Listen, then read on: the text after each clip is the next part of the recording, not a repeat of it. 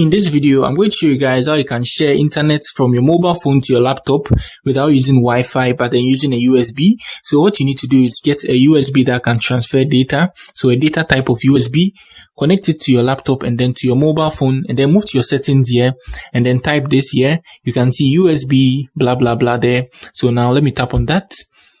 Let me clear this and you can see this here. Tap on this here. On here, when you turn it on, it's going to be like your laptop is being connected to a LAN here. So now let me turn it on like this. Saying I'm going to incur mobile network charges. So I choose OK and it's done. So you can look at my laptop screen now.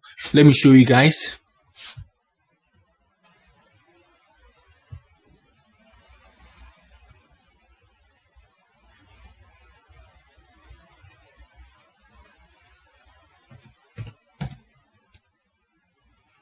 So just like you can see on my laptop screen, you can see I'm not connected to any Wi-Fi, but then after turning this on, I can use the internet on my mobile phone on my laptop.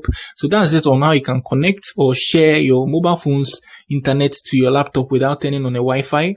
If you are new here, give me a like and subscribe to my channel. Peace.